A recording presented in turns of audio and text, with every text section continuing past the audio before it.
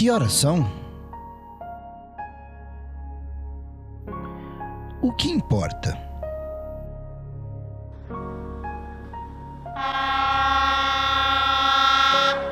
O trem sai agora. Sente-se. Acomode-se.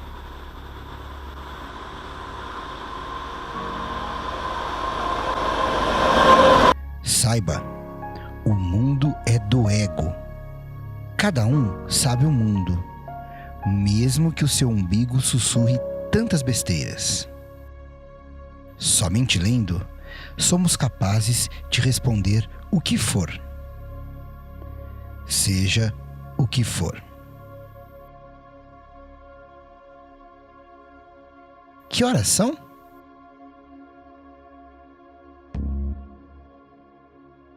Que horas são? Não sei ao certo. O relógio marca 3h55. Talvez seja algo em torno disso. Ao acertá-lo da última vez foi por intuição, sem referências. Isso na verdade não importa. Ainda tenho os nervos abalados pelo que desejo relatar. Uma acirrada batalha travada há poucos minutos. Começou quando fui acordado por estranhos ruídos que vinham do guarda-roupa colado à minha cama. Mesmo sonolento, consegui saber do que se tratava, uma vez que também vi o seu vulto. Devido ao susto, aquilo assumiu proporções enormes. Imaginava não só remexendo caixas e papéis sobre o móvel, mas já saltando sobre mim. Nem preciso dizer que pulei da cama na mesma hora. Que batalha seria essa? Poderia ser a luta do autor independente? A grande guerra das palavras? Palavras. Sempre elas, soberanas e potentes. Com elas, cultuei e até hoje cultuo o meu grande amor, Ana Paula. Com a ajuda delas, também consegui cultivar ótimas amizades e uma família que amo profundamente. Através delas, é possível construir, edificar, mas também destruir e arruinar. Às vezes são diretas, agressivas e chocantes, outrora indiretas, subliminares e cheias de veneno, mas nem por isso menos ofensivas. Aliás, às vezes muito mais ofensivas, porque deixam o ofendido e a plateia no limbo da dúvida, algo que corrói a alma do ser humano. Palavras que falam do uno, do todo, da busca pelo absoluto. Quem terá criado o tempo? Enquanto a aranha se debatia com a teia para libertar a mosca presa, o homem abriu a porta para a primavera sair.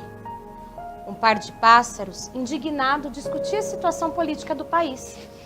E o menino Jesus jogava o tablet com o menino Maomé, porque o menino Buda preferia libertar a impaciência pela janela, que dava para um recreio onde brincavam outros meninos aprendizes de Deus. O que quer o escritor? Ser Deus ou um mero veículo de si mesmo ao mundo? A descoberta é o grande desafio. Perto do ribeirão do Grotão, a relva ainda estava molhada de orvalho. Naquela manhã gloriosa, João viu ao longe um brilho intenso que ofuscava as vistas. Apressou o animal que correu mais rápido, parou. João desceu do cavalo no pulo, abaixou para ver o que era. Não pode ser. O que eu vejo? Era um brilhante, enorme e bruto. João quase desmaiou. Nossa Senhora de Lourdes, santinha da minha mãe!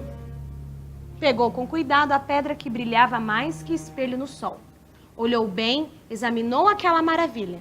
Confirmando o achado, era mesmo um brilhante. Como medir o brilho de uma obra?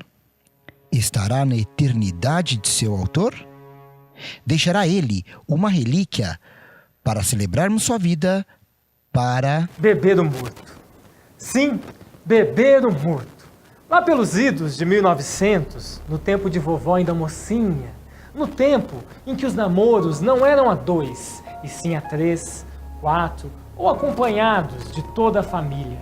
E as mocinhas casadoiras atinhavam-se a fiar e a bordar para a espera do desposo do príncipe encantado. Naquela época em que a iluminação ficava por conta de velas e lampiões e as exéquias eram no lar, com direito a beber o morto. não estaremos sendo muito todo? Falando de vida, morte, eternidade? Não estará o essencial no mais simples?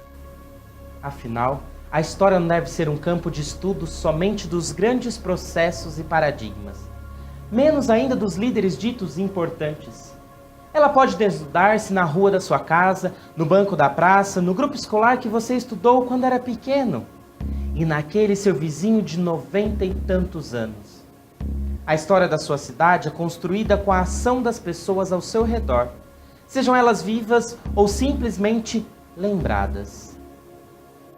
E desejar o fim de uma história? Da sua própria história? Renderia também, digamos, uma história? Mas Renato não queria viver. Quantas vezes apreciara o jardim florido com a grama verde sedosa, da qual ele mesmo cuidava nos fins de semana. Seu hobby predileto era o paisagismo, plantar, podar e regar as plantas. Todos admiravam o capricho com que ele cuidava do jardim que circundava a casa. Naquele momento, encostado no peitoral, via sem interesse aquela que sempre fora a paisagem predileta até alguns meses atrás. Agora, ao olhá-la, sentia profunda amargura. Nada mais seria como antes. E se a literatura está no que você não sabe? Em algo que te surpreende? Sem vida, sem morte, apenas o novo? Preparava as aulas com carinho para trabalhar 1 hora. 5 minutos depois, a balbúrdia se instalava. Constatei a dicotomia existente entre o discurso universitário e a realidade em sala de aula, mas não achava o caminho para fazer valer o meu ideal. Com a agitação dos alunos, o que eu identificava como indisciplina, abordei um catatal usando o bordão super eficaz com os adolescentes quando o alarido se tornou insuportável. De modo ríspido e tonitruante, interpelei. Você quer ser o palhaço da classe? Com o semblante iluminado, cândido, puro e instantâneo, a resposta. O senhor deixa? Pelo visto, há muitos lugares para a literatura. Mas o que nos une enquanto escritores? A fome de sair de dentro de nós para o mundo. Meus ouvidos se abriam e a boca salivava. A casquinha de biju era o meu biscoito mais querido. Para infortúnio dos podiam bancar, sobrava um tanto no chão, ainda maior do que o naco retido em suas mãos, diria, afortunadas, ricas, arriscaria até nobres, desdito alheio, mas para mim, o único tempo de provar daquela gostosura que, como uma traca, reverberava em minha mente petis. Ribombava, atordoava, insistia, ecoava, fome, tinha fome, desde que Romualdo, caçula dos 10 filhos de minha mãe, nascera. Eu vivia com fome, repartindo quase nada, com peste que, ainda faminto, sempre conseguia abocanhar tanto mais. Sair de dentro de si, deixar sair a luz, projetar a sombra. Um jardim cultivado às avessas? As ruas com seus cabideiros pendurados de almas. Eu recolho nomes que o mundo rejeita. Corpo vivo acende-se, o cheiro fêmeo das palavras. O real estranhado na carne, a noite não guarda luz, porque vive sobre nós o mais escuro dos medos. A claridade entorpece os olhos. Uma ciranda de sombras dança sob o fogo da vida. Ver é admitir o absurdo de existir, como um jardim cultivado às avessas. Entre luz e sombra, dizem que a sombra é o mal. Sorte temos a literatura, a romper simbolismos. O mal pode ser nós mesmos, nosso lar. No único momento de lucidez depois do acidente, pouco antes de sofrer antes as fatais paradas cardíacas, no momento em que os médicos o preparavam para mais uma das inúmeras cirurgias, vovô lançou gritos de fúria. Que Deus tenha piedade desta família desgraçada, sempre contemplada pelo azar nesta terra de ninguém. Na missa de 7º dia do meu avô, ao me sentar vendo cada um dos 10 mandamentos escritos em cada um dos 10 pilares centrais que sustentam de pé a igreja, pensei que, quem os inventou certamente não tinha família. Mas a leveza também dá jogo. Dá texto, verso, proeza. Afinal, poesia pode ser grito, gemido. Esse poema é quase um grito, meio gargalhada, meio gemido. É quase música esse poema, meio alegro, meio andantino. Pausa no compasso. Esse poema é quase o que sinto. Há também leveza onde ela não está. Quando se diz coisas sem dizer. A literatura pode acertar onde não mirou.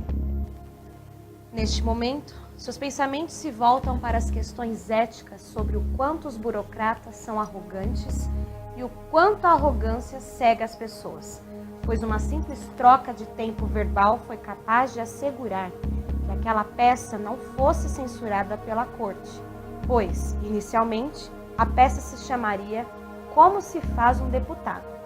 Mas o autor, aconselhado pelo amigo Arthur Azevedo, numa tentativa de driblar a censura prévia da corte, modificou o tempo verbal para o pretérito, sugerindo que se tratava de um elogio e não de uma crítica, o que funcionou.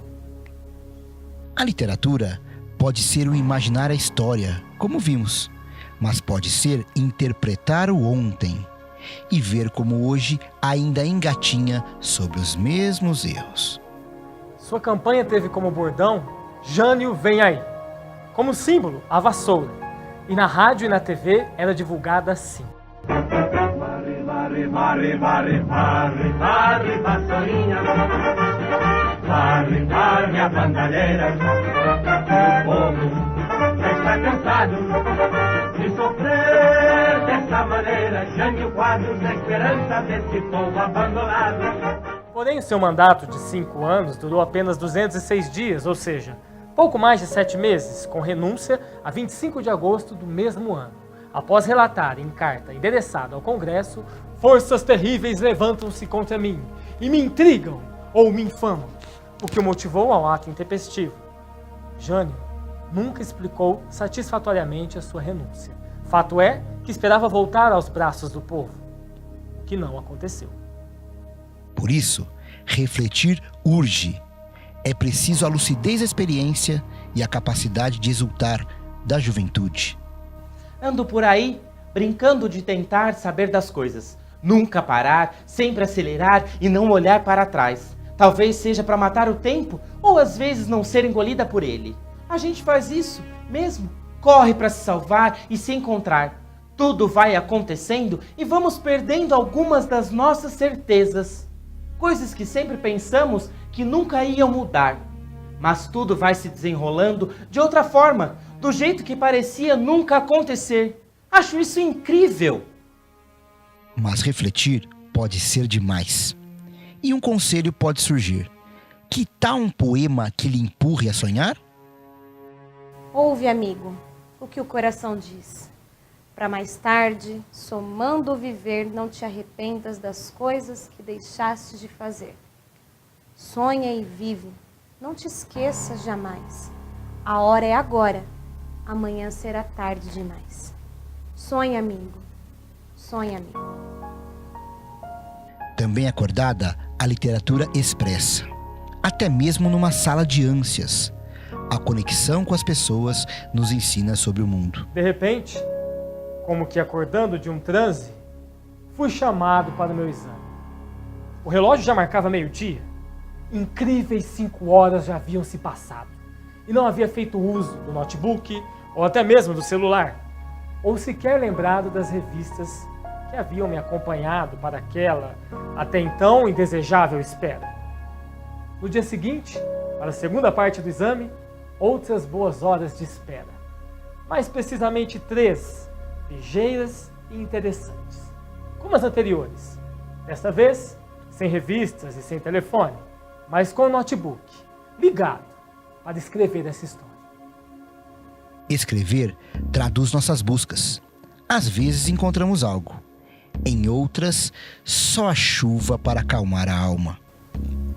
Minha cabeça se tornou esse terreno fértil de imagens, combinações de palavras, invenção de histórias, anfitrião de imagens escolhidas pelo olhar do coração. Enfim, esse labirinto que alimenta o meu espírito, porque percebi essa limitação gritante diante da pequenez que sinto por muitas pessoas. Esse mistério permeia minha existência, mesmo quando, abarcado pelo que menino fui, o homem que me tornei insiste em se acalmar em pensamentos, buscando, do seu jeito torto, a paz necessária para enfrentar as batalhas cotidianas. Ah, sim, vale dizer que dias chuvosos me acalmam. Sempre que estiver chovendo, um tanto melhor. Essa busca da escrita pode voltar a nós mesmos. Esse eu que conhece a si mesmo, buscando seus antepassados. Passamos pela delegacia de polícia, situada em uma esquina, e tomando uma de suas ruas, a que sai da cidade. Logo atingimos um corredor de terra batida, que abre a lembrança de uma época em que as fazendas eram não só o local de trabalho e sustento, mas de moradia e convivência de comunidades inteiras. Onde escolas e igrejas eram frequentadas, festas aconteciam, onde moradores se ajudavam com naturalidade, frente às dificuldades da labuta e às surpresas do clima. Nos aproximando ao fim dessa viagem literária, podemos pensar no inverno encerrando um ciclo. Mas por que não começando outro? Sempre achei que as histórias de amor mais avassaladoras tivessem início naquela estação marcadamente lembrada por seus recomeços. A primavera, alegre, triunfante, que consegue romper com o intenso, cinzento e tenebroso inverno. Todas as cores e aromas sendo capazes de inebriar o ambiente e cravar-se na memória daqueles que se permitem iluminar por suas luzes. Nesse caso, foi no inverno de 2006 que, gélido e ruidoso, revelaria grande e inesperada surpresa ao jovem Lucas, de olhos esverdeados, pele alva como a neve, natureza tímida, levemente determinada a conquistar seus sonhos mais secretos. Agora, ao fim da linha, como a literatura deve ser. Muitas perguntas, poucas respostas, busca intensa. Ao findar, sem pé nem cabeça. É o que consigo pensar no momento. Registrar é eternizar. Logo eu que não me lembro do que almocei. Os olhos, a amoreira, as micróglias, a voz, meu tio, os outros, eu mesmo. Essas poesias em forma de aranha, vontade de morrer, de sumir. Agora já não sinto mais. Mas não encadeio o pensamento. Não sei o que veio antes do estava falando.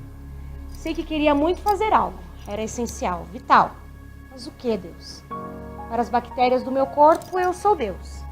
Talvez em algum tipo tosco de autodestruição, mas divino, o todo para elas.